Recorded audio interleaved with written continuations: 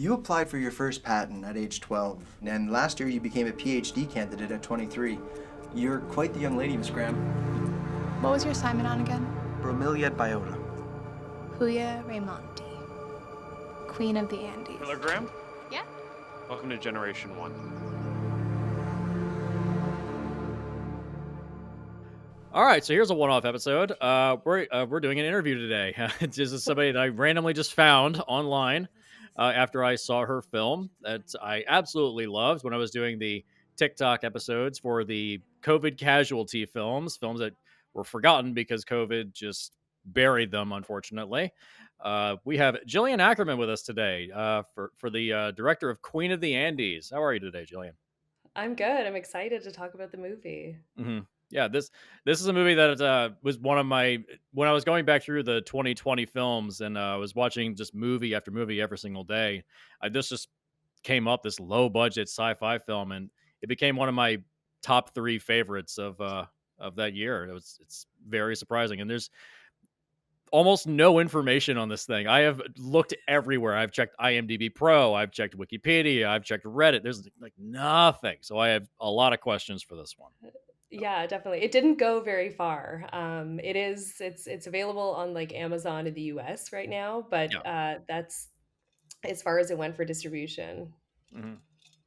Which is how I found it, Amazon Prime. I rented it, and I was happy to give you my money.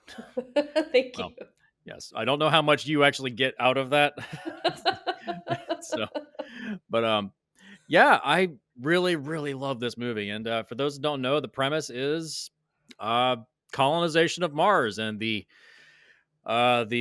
trials and tribulations and personal effects it would have upon the population. There's a lot to unpack with this one. There's a lot to. You clearly love science fiction. I do. Yeah, I definitely do. I was a big X-Files kid. Oh, there you go. Nice, nice. Yeah, it's a shame we never got the ending to that series. So we Yes, never even got to the alien invasion. I was a big X-Files until the end of season 7 fan. Oh, okay. When David Duchovny was gone. Okay, Yeah. okay, gotcha. Yeah, I feel like for a lot of people when Robert Patrick showed up, I was like, yeah, it's still X Files, kind of. No. I remember there was one episode where a kid was actually was like a bug or something like that with It was like it was kind of like the Jeff Goldblum's The Fly. It was weird. I was like, yeah, this ain't X Files anymore. This is weird. Yeah, but so first question I have: what was the inspiration for this? Just what was there an article you read? Was it a book that you'd read? What was the inspiration for this? I'd actually written this as a short film first, and hmm I tried to get funding for it. Had a really hard time getting money to make it, and so I decided to try and convert it into a feature. And then while I was applying for funding to do the feature, which was obviously successful, I also got a grant to do the short. So I was able to I did do the short film. There is a short film that exists hmm that was able let me kind of play in an even more contained way with the story.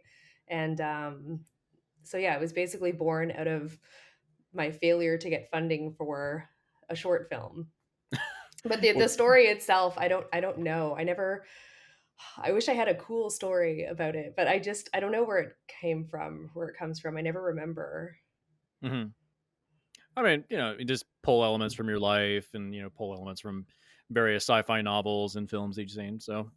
Yeah. So I think it started the first like scene that kind of like came together in my head was a scene with Pillar, who's the lead character, in the kitchen having an argument with her partner. And mhm. that's one scene is in both the short and the feature. And it's that was kind of where it started. And then I think just the idea of I was really uh like story wise, I was thematically exploring isolation, so that obviously comes through in the movie a lot. And also just like trying to explore, can you get what you want and it still make you unhappy, which I think is kind of Mhm. the Pillar gets, Pillar wants to leave without anything changing. She wants to go without altering her relationships before she does, so she can kind of preserve them as they are.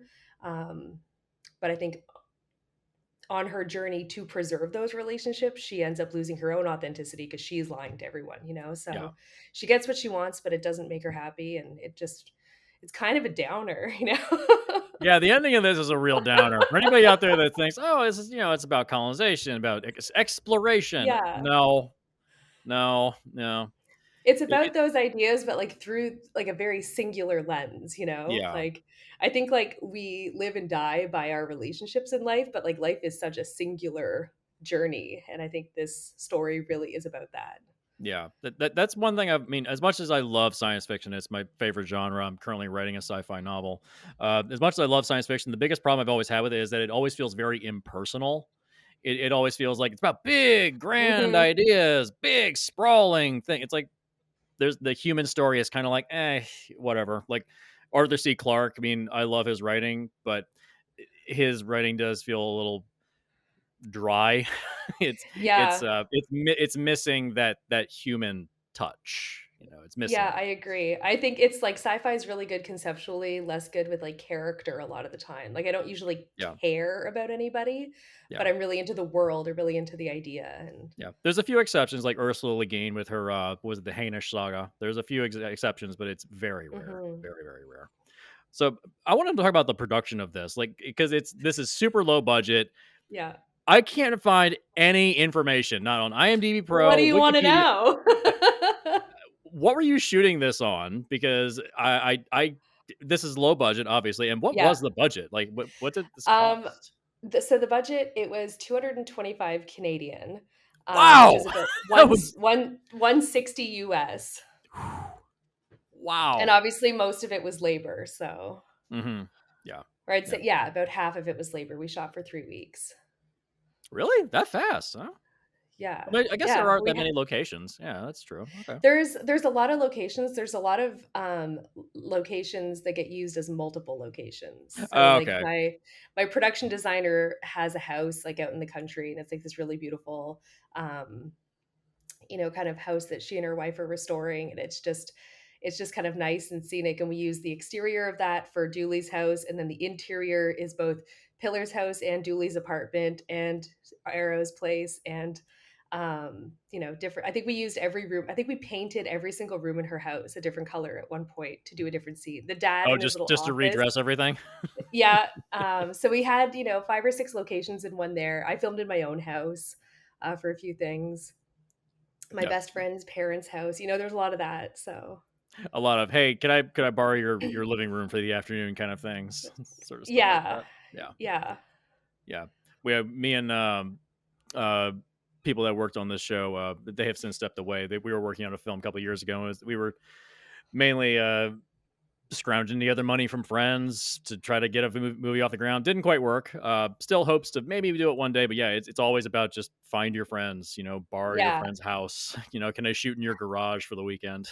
Totally. And that's how I love making movies. Like I love making movies with my friends. I also live in a small city and a Hmm. small province. And so it's really common to, you call someone, you say, hey, we're making a film. Can we rent your place? And so often people will be like, just come on out. There's very different, people will gladly lend you their businesses, their homes, everything. It's Hmm. nice. Yeah. Was it a smooth shoot, or was there a lot of problems in this production? No, it was really smooth. It was a small there was I mean, it was I like a small crew. This was for me a big crew because it was my first feature, and I think there was like 13 people on set every day. Hmm. So it was still pretty small. We traveled together. I don't work um I won't do over 12-hour days. Like I prefer not to do over 10-hour days just cuz I like mentally need the turnover. Hmm. I So appreciate that. I've been on a lot of sets where like, no, let's go 14 hours. Like, oh Same, god, same. I do feel like hate that. that's changing. I do feel like that's getting a little bit better, Yeah. but I my ideal workday is less than 10 hours, and sometimes it was even less than that. Hmm. But it was really smooth. We were really prepared. We knew what we were doing. Every single person on the film I'd worked with before, except for some of the cast, and it was it was great. There was 2 days we ran behind, Hmm. and we finished about an hour after we planned to. Gotcha. Yeah. But Yeah, we had yeah.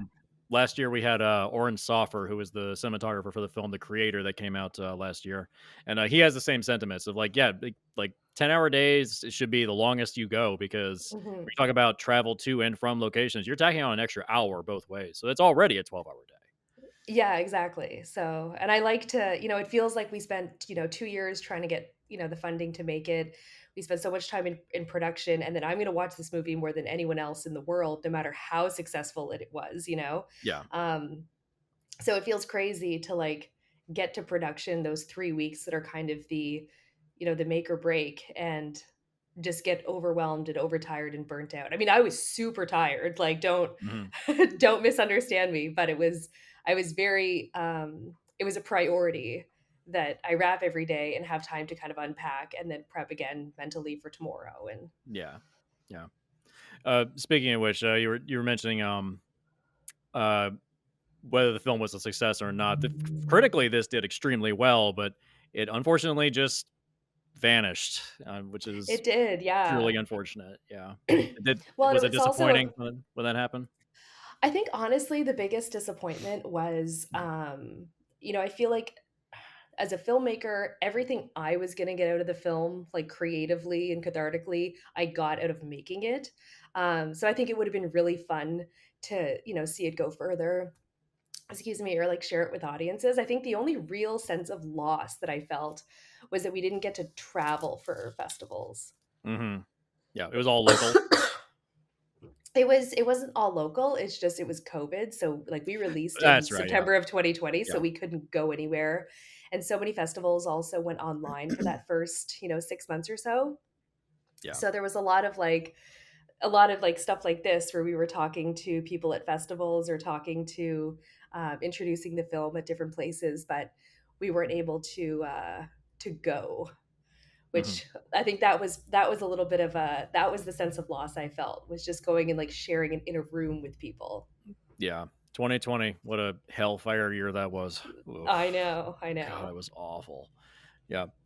One thing I really appreciate in the movie is that there's a love of nature and vegetation throughout the entire film. Like her father loves plants. She's a microbiologist. It's like you have this love of just general life, Yeah, and she's being sent to a planet where there's no vegetation. It's like, yeah. yeah, I There's love that this great juxtaposition. There's this really great shot towards the end of the movie when she's with her sister for the last time, and they're standing in front of this like huge painting. Hmm. And the painting is by an artist who's originally from New Brunswick, where I'm from, and it's just kind of like this painting of like different gas stations and truck stops and things, and they're all kind of stacked on one another. And I loved the idea of them standing in front of this because it was just like, this is what they are.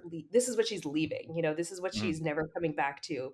Um, there's so much life and there's so much greenery, but then there's also all these truck stops and everything, and it's just kind of like such a beautiful representation of what the actual world is. And I don't know, I just always loved that shot.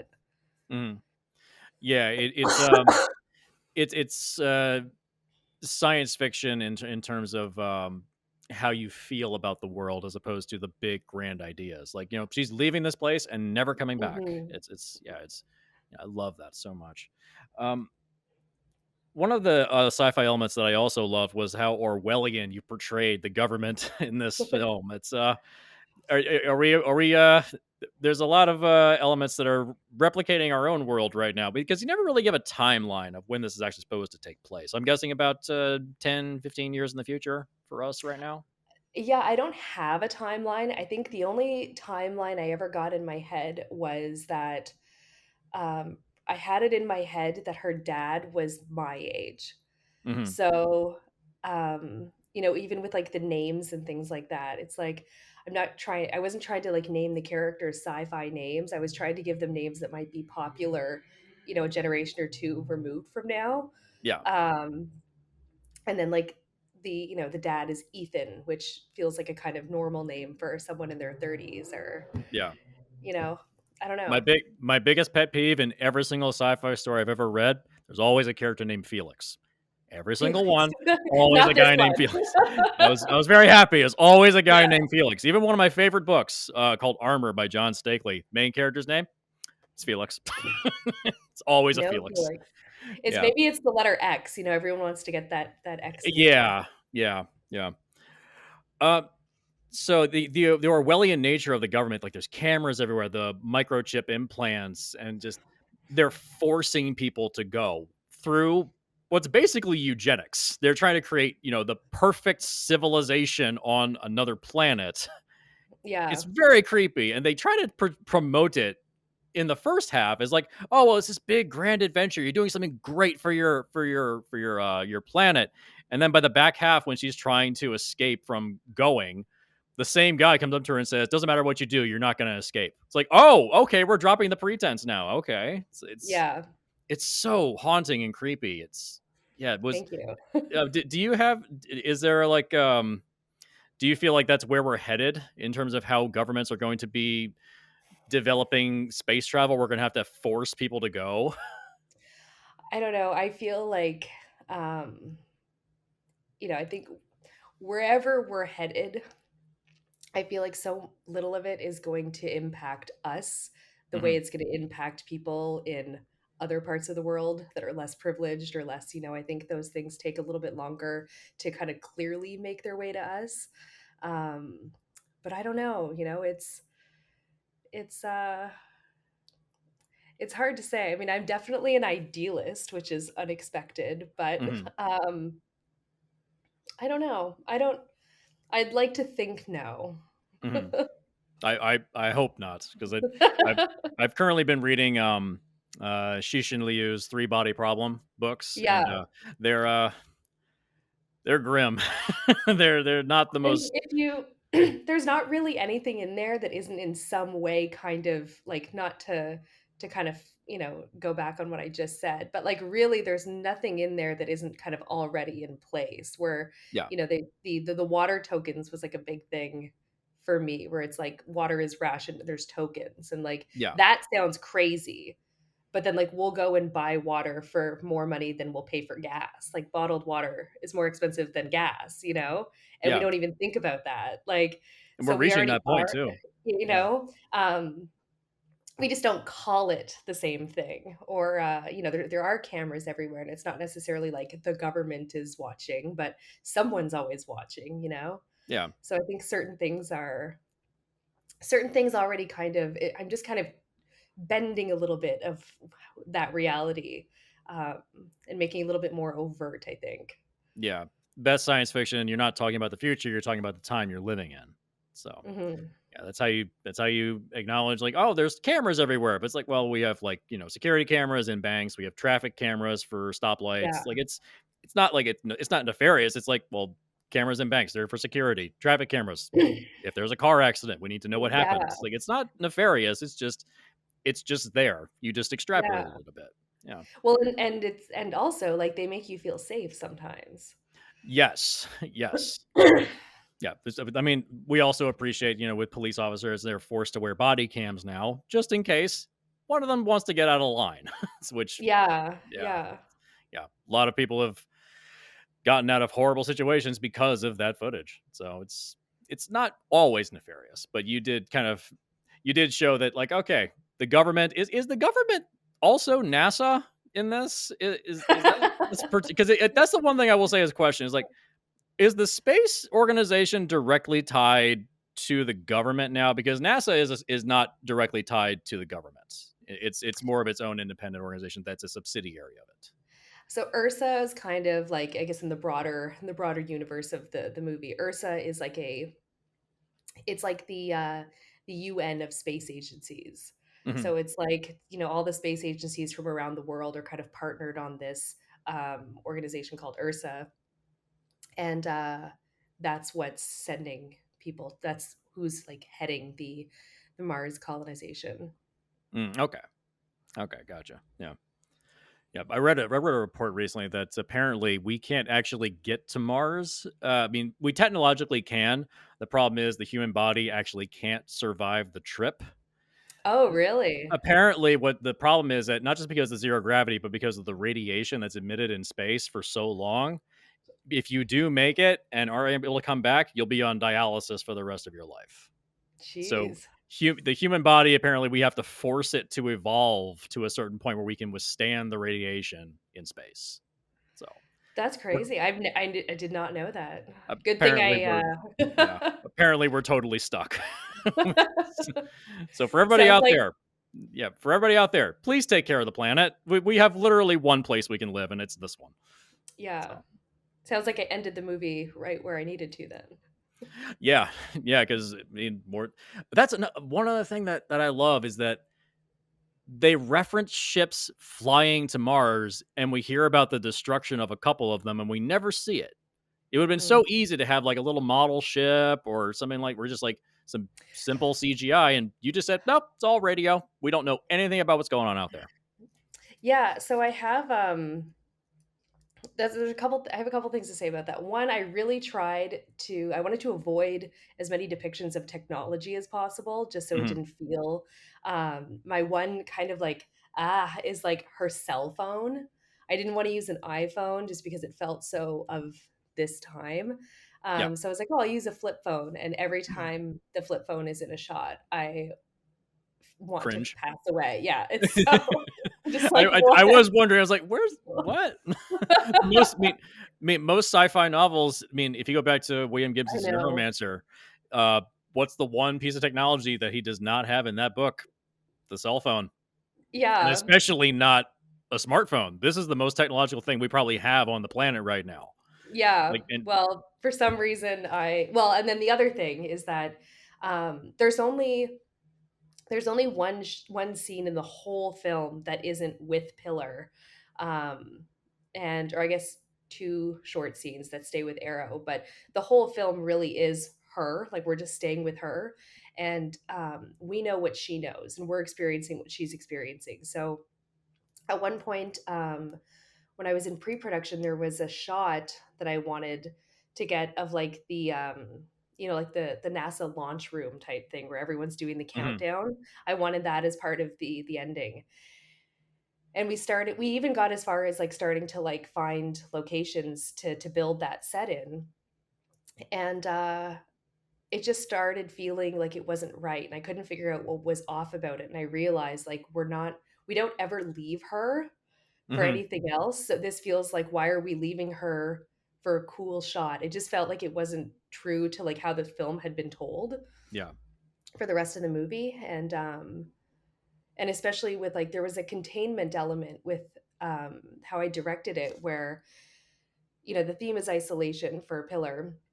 At the start of the film, we see her, she shares a lot of the frame with other cast and with loved ones. We see her in two shots a lot. We see a lot of people in her physical frame. And then as the film progresses, now she gets more and more isolated.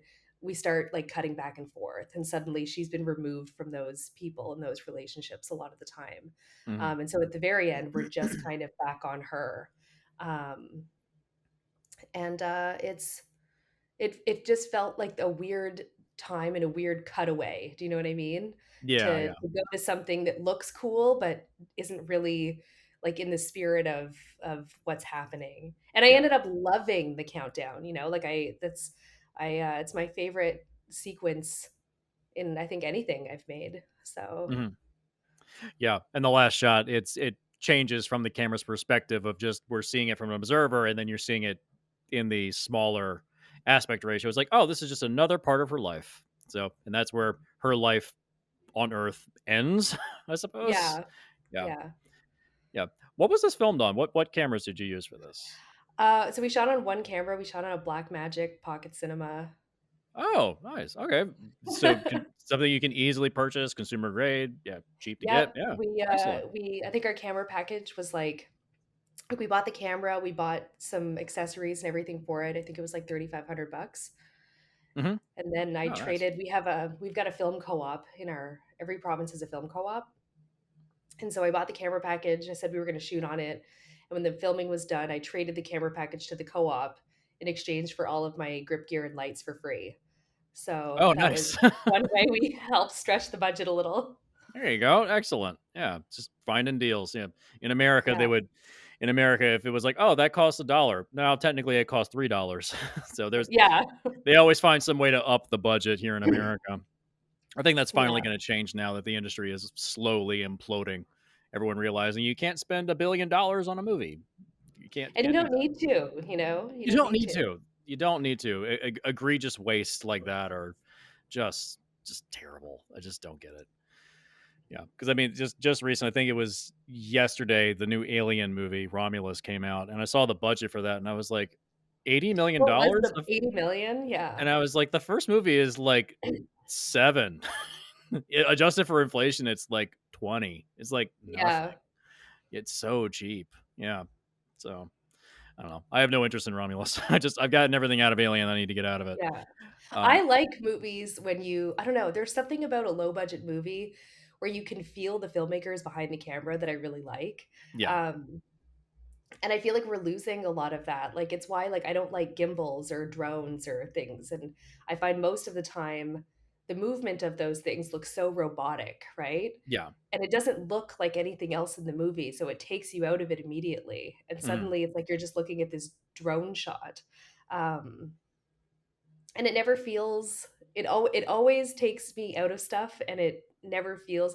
You remember when you were like, I don't know how old you are, but I'm in my mid 30s, and I remember being a kid and watching like, The Sound of Music, and she was singing on the hill and you could see the grass blowing around from the helicopter because they were filming her from the Oh yeah, helicopter. to get the And it's wind. like, yeah, and you could see the camera shake in the or you could see the film shake in the mag a little bit. Like it was Yeah, yeah, just yeah.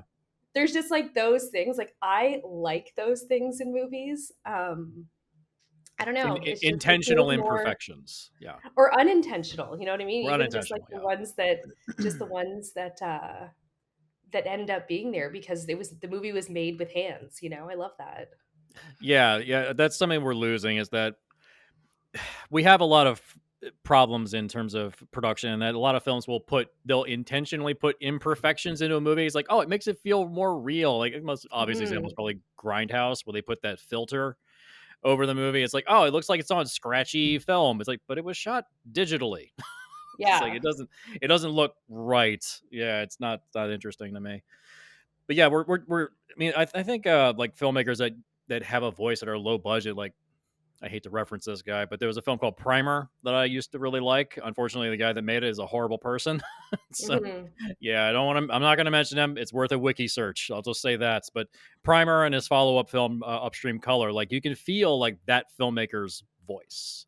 Yeah. Um, and we've kind of lost that a lot. I mean, we still have other filmmakers like Kelly Reichardt. We have her work, but it is becoming more and more rare because filmmaking is beginning to it's beginning to cost more, but it's also not costing as much. It's in terms of like Mhm. production, you can get it cheaper, but in terms of distribution, that's the problem. And I think that's where this one kind of faltered a bit. Is that just COVID really shot this one in the foot? I think. Yeah.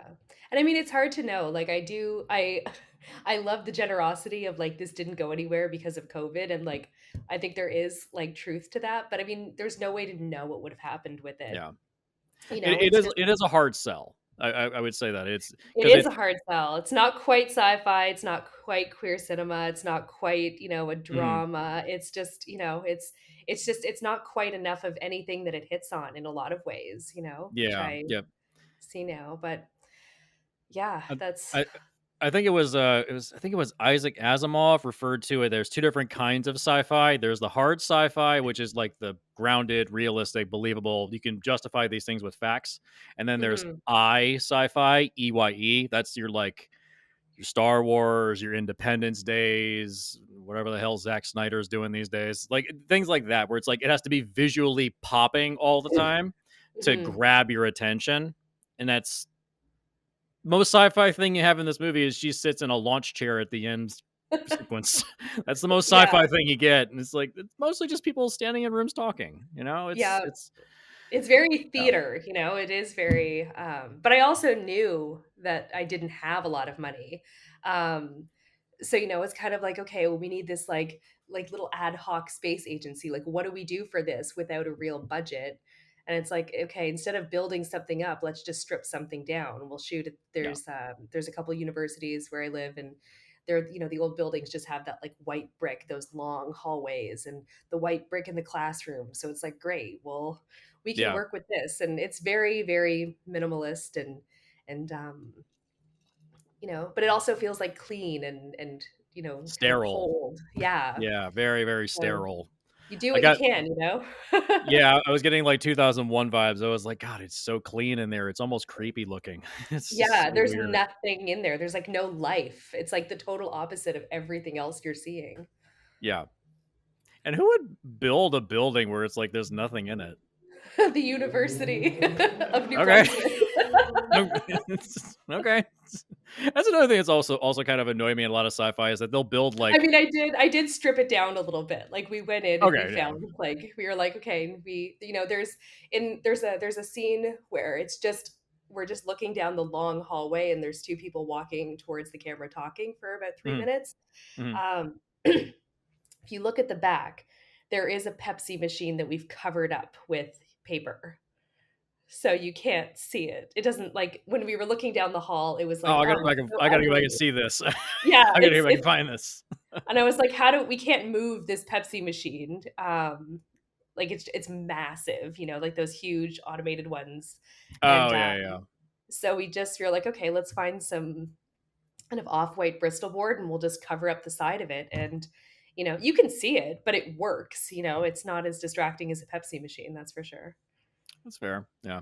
There was a if you want to see something really funny, there's a when Star Trek: The Next Generation got released on Blu-ray, you can notice all the imperfections on the set because it was never meant to be upscaled to a Blu-ray 4K quality. Yeah, So if yeah, you notice, a lot of the panels that are at the back end of the bridge, they have black paper all over it to cover up the ceiling lights in the grid above the sets.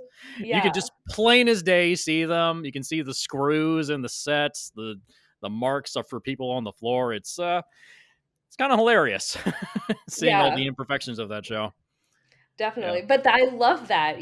Like I think it's the same with like the X-Files. Like it's so like the early seasons of X-Files are so wonky sometimes, but it's like if your audience is in, they're in. Do you know what I mean? Mhm. Like they're going to decide that they're in or they're not in and it's not going to be one thing. It's going to be, you know, it's an invitation to join a world for a little bit. And if someone accepts the invitation, you can get away with a lot, I think. Yeah. It does bring up something that there are times in this film when the budget does show through a little bit. Um, Yeah.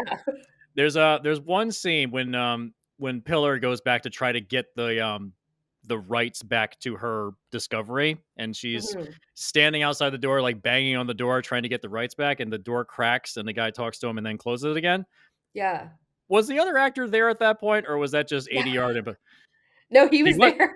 Oh, Yeah. okay. I was because usually when I see that, it didn't cut away to him. I was like, oh, the actor's just not there. I was like, okay, I guess he was there. All right. No, he's there. We filmed actually all the stuff with that actor was filmed the same day because it's all in the same location. Oh, okay. So it was just one day of shooting for him then. Yeah, and he actually has two parts in the film. He he at the very beginning, the film opens on the interview. She's being interviewed by someone, and Oh, he's one of the the guy interviewers. who's doing the interview is his name is John Wilkinson, and he's an actor who's really like he's actually like quite a goof. I really like him a lot, Mhm. and he ended up playing this like kind of serious character. Excuse me, which was fine, but I had him do the interview at the beginning as well, and that was on one floor of the Maritime Forestry School of Technology, and then we filmed in the basement, and then we filmed in the hallways, and so it was all one day, and he was there, and it was him that opened the door. Okay. I was about to say because usually when I see that, I think, oh, the actor just wasn't there. They just put it in And post. and it's so funny because I have a take. He didn't intend to open the door, but he was just kind of like leaning on it. And he was still mic'd. Anyways, there were takes where the door didn't open, but the performance was the best in the take where it did open. So I'll take that hit. Yeah, okay. Yeah. But yeah, in terms of like the budget showing through, it's like it's when it's low budget like that, you could like you were saying earlier on, it feels like there's a filmmaker's stamp upon it. Like Hmm. it's a real movie made by real people. It's like because I seen a lot of movies in the recent years. I'm like, this feels like it's AI generated. This, Yeah. yeah, which is a problem we're dealing with currently in the Hollywood system. So Yeah. yeah, it's nice that the film feels like made by somebody with a voice. Because in terms of your what would you say the overall message is of the movie? Not that a film has to have a message, but what would you say it's overall meant to say? That's so funny. I always think of, I think it was John Carpenter when this question comes up. It's like, messages are for answering machines. Yeah, that sounds like him. Yeah, that sounds like him. I don't know. I mean, I made the movie, every movie I've ever made is about myself in some way. And I made the movie that I wanted to make. And Mhm. the benefit of having a small budget and the benefit of being able to work with exactly who I wanted to work with and make this movie with my friends and is that um, I got to explore the story that I wanted to. And so it's hard to know because what the movie means to me or what I think the movie is about can be very different to someone else. I read an article from someone who saw it at a festival, and they called the movie an allegory for terminal illness. And that had never once crossed my mind at all. Like that wasn't on my radar at all. And I was like, that's not true, but also like, sure. Like, of course that if that's how you read it, then that's also true. Do you know what I mean? Like once it's made and it's, put out there, even if it doesn't go far, like it doesn't belong to you anymore in that sense. And Mhm. so it was interesting that like it's hard to know. I can't tell you what the message is. There's only how you experience it. That's It's fair. not That's fair. it's hard to tell someone what something should mean to them. Mhm. It's it feels like it's not my place. It's a fair point. It's a fair point. Yeah. Well, do you currently have projects that are coming up right now? I mean, this film it got great reviews. It, unfortunately, just like we were saying, it just disappeared. But are you working on another feature at this point? I'm working on I wrote a feature in the last couple years which kind of turned into this like weird experiment that is not in a place where I want to try to bring it to funding. It was an interesting writing process, but I am on to kind of a new thing right now that I'm applying for some grants to develop. So it's set in the pro wrestling world. Oh, nice. I mean, I'm interested. All Yeah, right. Yeah. we'll see how it goes. Yeah. I mean, are we going to be like pro wrestling, as in like WWE, or like actual like real wrestling? Pro wrestling, not like that the theatrics of WWE, but like I want to work with New Brunswick wrestlers. Oh, okay. Okay. So still So keeping like it local. Yeah. yeah, so the characters I'm big on. Queen of the Andes is a very local film. All of the music, my husband's a musician. Um, all of the music in the film is New Brunswick singers, songwriters, bands, all of the art, all of the set design, everything like if someone's drinking out of a mug or sitting under a blanket, those things were made by New Brunswickers. It was very intentionally curated to have this New Brunswick visual through line so that this story could be universal because it's just about isolation, but visually this could have only been made here because everything was made here, and I wanted it Oh. to sound like home and look like home and really kind of, like the more it sounds and looks like home to a New Brunswicker watching this movie, the more you know what it's like to leave New Brunswick. Mhm. Yeah, that's it's nice when a filmmaker just says, "Nope, I only work here. This is my one place." Like Cronenberg was like that for the longest time. He was like, "I only shoot in Canada." He eventually did move Yeah. away from that, but yeah, for the longest time, he's like, "Nope, I only shoot in Canada." So, I like it. It's crazy to think that there's like only one place or only a couple places you can tell good stories, and there's so much there's New Brunswick is so rich in culture, and it's just it's a great place to live, it's a great place to work. It's obviously not like the central hub of like Toronto or Montreal or like New York or Los Angeles or mhm, other places, but it's because Canada has funding regionally and provincially across the country, it's not impossible, and it's the life that I choose. So nice. Yeah. So, on that note, advice for future filmmakers. I mean, you got a $250,000 movie made, and it's fantastic. Like, advice for anybody that is questioning, like, how am I supposed to do this? Like, s- what's the singular piece of advice you can give to them? I would say like figure out what your weaknesses are and then find a producer with those strengths. You don't try to do everything yourself. Yeah. Yeah. And know what you're good at and know what you're not good at. I'm not good at the business side of film. I'm not good Hmm. at I mean I'll do it, but like I really just want to like write a movie. I want to be on set making a movie. I want to work with actors. I want to edit. Hmm. Um so I'm definitely more like creatively driven. Yeah, I remember seeing an interview with Bruce Campbell years and years ago, and he was talking about when they were working on the first Evil Dead movie, and they were saying like, yeah, like we can have all this fun with making this movie, but one, you got to copyright the script. Two, you have to make sure you pay your actors. Three, you have to make sure you budget out for marketing. It's like, Yeah. because if you make something and nobody knows about it, no one goes there, nobody sees it, nobody knows about it. It's like the business side, Mhm. unfortunately, it's an unfortunate evil we have to deal with, which is Yeah. a problem. But I will take the simplistic, like, just come see my movie stuff over the bombardment of what bigger movies do, which is very frustrating. Yeah. I mean, I think definitely like in hindsight, we were both doing our first feature film and we were very conservative with the money. We had all the money in the bank before the first day of shooting, which was incredible. Mhm. But we were so um, aware of like how quickly that goes, right? And we were Oh like, yeah. we have to have this much money in the bank when we wrap, and we have to, we had all these plans and everything. But in hindsight, there's a few things I said agreed to cut or agreed not to do because our budget was so low that I know now we could have swung, but it's just, Mm. the fear of like running out of money was uh a little bit too real at times. Yeah, did you make back the money, or did it still? No, we don't have to. I mean, it's all grant money, so Oh, it's that's right. money Yeah, in given to Canada it's us. grant money. That's right. So Okay. we don't have investors, we don't have to pay the money back. And with the funding the specific funding that we got, because we were being funded as first time filmmakers, whatever money we make on the film, we get. Oh, nice. Excellent. Yeah. So overall, I mean, it was a small success then. I mean, It from a was, financial I mean, yeah, creatively it was a huge success for me.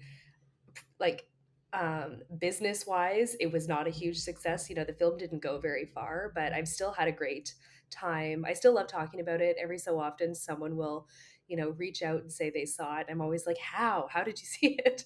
And it's great. It's been a huge part of my life the last few years, and it's still given me a lot creatively, and I'm super grateful for it. And there's things I would change and there's things I would reconsider, and maybe I would have waited a year to release, who knows? But there's an ebb and flow to life and creativity, and it's just part of it. So Mhm. Well, it's a good feather in your cap. So, thank you. yeah. Is there a physical media release of this on Blu-ray or anything, or is it just digital? It's just digital. Oh, it's a shame. Yeah. Yeah. In an age when we're losing our physical media, this would be a good one to have on physical media. It would be cool to have. Yes, I agree. Yeah. Yeah. I am a proponent of physical media, as you can I am see back too. there. I I still collect my criterions and all that. So same. I just got Lone Star in the mail recently, so nice. I get to watch that. Nice. Well, that's all the questions I have. I think we've just come in just in time because you have to head out pretty soon. Yeah. So I want to thank you for taking the time for this. Appreciate it. I just randomly found Jillian online on Facebook, and I was like, okay, this is weird. I don't know if I'm okay. Screw it. I'll just press the send button. And thankfully, this was a good conversation. Yeah. No, I could it was so funny because when I found the message, I was looking for something in my inbox, and I don't remember what it was, but I was looking for something and I came across the um, like filtered messages inbox, which Mm, normally is just junk. But I could see the start of the message, And I was like, oh, this feels like it's actually something being written to me. And I clicked on it and it was. And I think I just felt like, surely if someone was going to scam me, it wouldn't be by like this way. They wouldn't even know about the movie. All I need now is your credit card information. So anyways, it obviously worked out. And then I found, it was nice to find the TikTok and see that. And it was just, it's like, oh, this is cool. Like someone made a TikTok about our movie. Cool.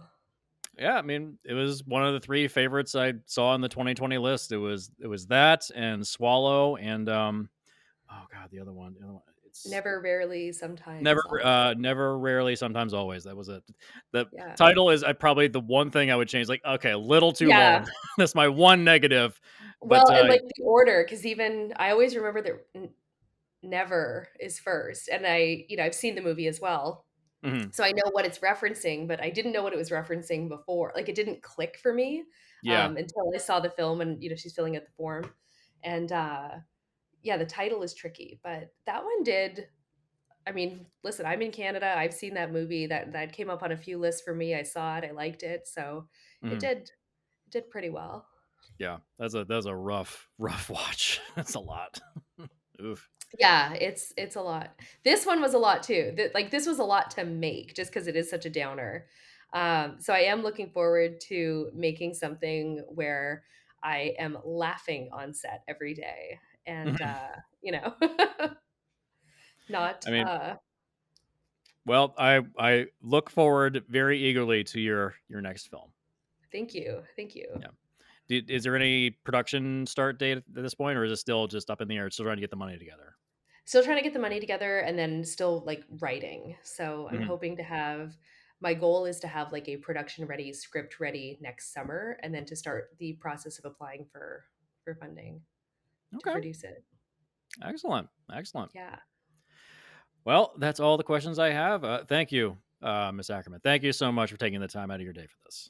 No problem. Thank you so much for your interest, and I'll send you a link to the film if you want. If you ever want to watch it again, don't want to pay for it. I will gladly pay the money because then part of it goes to you. Out of the $4 that goes to Amazon, you should get probably, I think, like, was it 150 of that? I think I so. don't know. It's not very much. It's okay. Yeah, it's But okay. yeah, no, this is great. Yeah. So yeah, your homework for tonight: go watch Queen of the Andes. It's on Amazon. It's unfortunately just digital only, but it's very, very good.